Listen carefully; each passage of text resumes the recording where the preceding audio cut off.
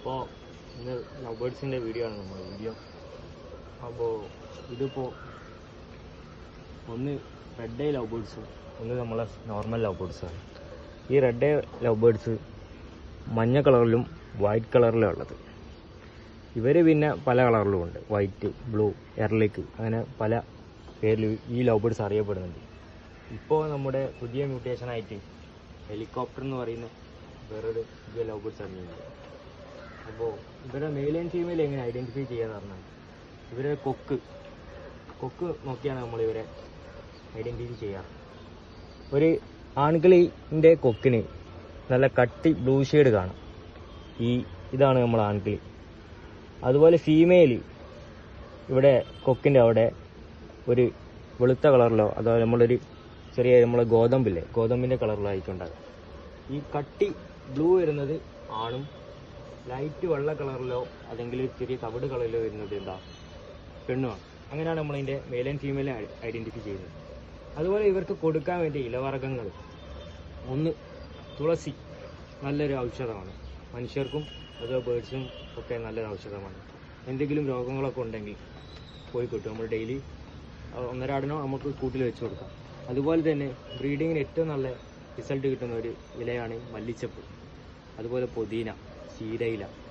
അതുപോലെ ഇവർക്ക് വയറിളക്കാൻ അതുപോലത്തെ ഇതിനൊക്കെ വേണ്ടി നമുക്ക് എന്തെങ്കിലും പനിക്കൂർക്കൽ കൊടുക്കാം. പക്ഷേ അത് എന്താണെന്ന് വെച്ചാൽ കൂടുതൽ കൊടുക്കരുത്, ഡെയിലി കൊടുക്കരുത്. ഒരു മാസത്തിൽ 2-3 ദിവസം കൊടുത്താൽ മതി. കാരണം അത് കൊടുത്തു കഴിഞ്ഞാൽ ഇവർക്ക് ലൂസ് മോഷൻ വരും. അതുകൊണ്ട് അത് അധികം കൊടുക്കണ്ട, 50 ദിവസങ്ങളൊക്കെ കൊടുക്കാം. പിന്നെ ഇവർക്ക് മെയിനായി നമ്മൾ കൊടുക്കുന്ന ധാന്യങ്ങൾ എന്ന് പറഞ്ഞാൽ സീഡ് മിക്സ്, തിന, അതുപോലെ തന്നെ റാഗി, മുത്താറിയൊക്കെ ഇവർ കഴിക്കും. പിന്നെ നമുക്ക് ഇവർക്ക് വെജിറ്റബിളിൽ നമുക്ക് ബീറ്റ്റൂട്ട്, ക്യാരറ്റ്, അതുപോലെ തന്നെ ഈ കേബേജ് നമുക്ക് ക്രഷ് ചെയ്ത് ഇവർക്ക് കൊടുക്കാം. അതുപോലെ തന്നെ എഗ് ഫുഡ് ഇവർക്ക് കൊടുക്കാം. എഗ് ഫുഡ് പറഞ്ഞാൽ ഒരു കോഴിമുട്ട എടുത്ത് പുഴുങ്ങി അതിൻ്റെ ഉണ്ണി അടക്കം നമുക്ക് എന്ത് ചെയ്യണം, കാരണം ക്രഷ് ചെയ്തിട്ട് അങ്ങനെ തന്നെ വെച്ച് കൊടുക്കാം. അല്ലെങ്കിൽ വെജിറ്റബിൾ ആഡ് ചെയ്ത് കൊടുക്കാം. ബീറ്റ്റൂട്ട് അതുപോലെ ക്യാരറ്റും കൂടി 3 കൂടി മിക്സ് ചെയ്ത് ഇവർക്ക് കൊടുക്കാം. അത് ഇവരുടെ ബ്രീഡിങ്ങിന് എഗ് ചെയ്യാനും അതുപോലെ വിരിഞ്ഞെടുക്കുന്ന കുഞ്ഞുങ്ങൾക്ക് നല്ല ഗ്രോത്ത് കിട്ടാനും ഒക്കെ എഗ് ഫുഡ് ധാരാളം കൊടുക്കുന്നത് ഏതൊരു ബേർഡിനും നല്ലതാണ്. അത് ഏത് ബേർഡായിക്കോട്ടെ, ഇപ്പോൾ പിഞ്ചസ് ആയിക്കോട്ടെ, മറ്റേതെങ്കിലും കാറ്റഗറിയിൽ പെടുന്ന എല്ലാ ബേർഡും ആയിക്കോട്ടെ കൊടുക്കാം. അതുപോലെ ഇവർക്ക് കൂട് ഒരുക്കേണ്ടത് വെച്ചാൽ സൈലൻ്റ് ആയ നല്ല ഏരിയ, ഈ ഏജന്തുക്കളൊന്നും അത് എത്തിപ്പെടാത്ത നല്ല സ്ഥലത്താവാം. അപ്പോൾ നമ്മൾ മനുഷ്യരായാലും വരെ ഇടയ്ക്കിടയ്ക്ക് നമ്മളിങ്ങനെ പോയിട്ട് ശല്യപ്പെടുത്തുന്നത് ഇവർക്ക് ഇഷ്ടമല്ല. അതുപോലെ ഇവർക്ക് പിന്നെ ബ്രീഡിങ്ങിന് വേണ്ടി നമുക്ക് മൺകുടങ്ങൾ വെച്ച് കൊടുക്കാം. ഒരു 4 പെയർ പിന്നെ ലവ് ബേർഡ്സ് ഉണ്ടെങ്കിൽ ഇവർക്ക് നമുക്കൊരു മിനിമം ഒരു 10 കലങ്ങൾ വെച്ച് കൊടുക്കാം. ഇവർ ഇഷ്ടമുള്ള കലത്തിൽ ഇവർ ബ്രീഡ് ചെയ്യും. ചിലപ്പോൾ നമ്മളിപ്പോൾ ഒരു 4 പേരുണ്ട്, അതിന് കണക്കാക്കി ഇപ്പോൾ ഒരു 4 കലം വെച്ച് കൊടുക്കാം. ചിലപ്പോൾ 2 പേർ ഒരു കലത്തിന് വേണ്ടി അടിയുണ്ടാവും.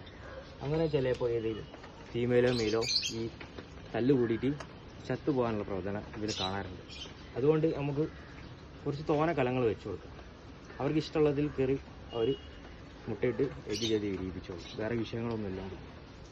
അതുപോലെ തന്നെ ഒരു 8 മാസം 9 മാസം കഴിഞ്ഞിട്ടേ ഇവരെ ബ്രീഡിങ് ചെയ്യിക്കാൻ പാടുള്ളൂ.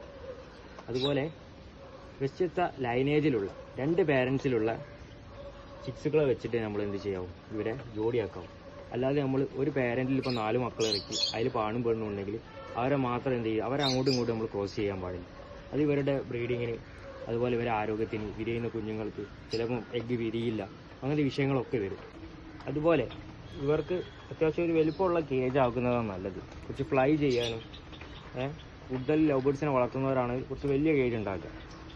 അതുപോലെ തന്നെ ചെറിയ കണ്ണികളുള്ള കൂടുകൾ സെലക്ട് ചെയ്യുക. ഈ വലിയ കണ്ണികളുള്ള കൂടുകളാണെങ്കിൽ എലി അതുപോലെ തന്നെ ചേര മറ്റേ ഏജന്തുക്കളൊക്കെ നമ്മളെ കൂട്ടിൽ കയറാൻ ചാൻസ് ഉണ്ട്. ഈ ലവ് ബേർഡ്സിൻ്റെ കൂട്ടിൽ ഏറ്റവും കൂടുതൽ കയറുന്നത് ചേരയാണ്.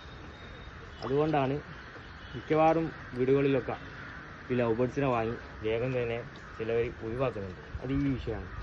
ഈ ഏജന്തുക്കളൊക്കെ കയറി കഴിഞ്ഞാൽ ഇവർ ബ്രീഡ് ചെയ്യാനും അതുപോലെ ബ്രീഡാവാനൊക്കെ വളരെ ചാൻസ് കുറവാണ്. അതുകൊണ്ട് ചെറിയ കണ്ണിയുള്ള കേജുകൾ ഉപയോഗിക്കുന്നതാണ് ഏറ്റവും നല്ലത്. അതുപോലെ തന്നെ ഡെയിലി വെള്ളം മാറ്റി കൊടുക്കുക. എപ്പോഴും ഇതിലെന്താണെന്ന് വെച്ചാൽ നമ്മൾ കാൽസ്യത്തിന് വേണ്ടിയിട്ട് കണവനാക്ക് എന്ന് പറയുന്ന ഒരു ഫോർമുല ഉണ്ട്. അത് നമുക്ക് പെറ്റ് ഷോപ്പിൽ വാങ്ങാൻ കിട്ടും. അത് വെച്ച് കൊടുക്കുക. അത് വെച്ച് കൊടുത്താൽ ഇവർ വേഗം എഗ്ഗ് ചെയ്യും. അതുപോലെ ഇവർ കാൽസ്യം കിട്ടിക്കഴിഞ്ഞാൽ ഇവരുടെ എഗ്ഗിന് നല്ല ഉറപ്പുണ്ടാവും, ബ്രീഡിങ് റിസൾട്ട് കൂടും.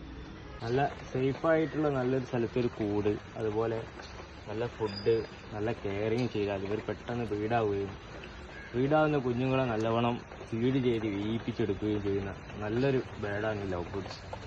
അപ്പോൾ ഇത്രയേ ഉള്ളൂ നമ്മുടെ വീഡിയോ ഇഷ്ടപ്പെട്ടാൽ ലൈക്ക് ചെയ്യുക, സബ്സ്ക്രൈബ് ചെയ്യുക. അതുപോലെ തന്നെ നിങ്ങൾക്ക് ഏതെങ്കിലും ബേഡിൻ്റെ എന്തെങ്കിലും ഡൗട്ട് ഉണ്ടെങ്കിൽ കമൻറ്റിലൂടെ പറയുക. നിങ്ങൾക്ക് എന്തെങ്കിലും വീഡിയോ ചെയ്യണമെങ്കിലൊക്കെ നിങ്ങൾ കമൻറ്റിലൂടെ രേഖപ്പെടുത്തുക. അടുത്തൊരു നല്ലൊരു വീഡിയോ ആയിട്ട് നമ്മൾ വീണ്ടും വരും. ഓക്കെ.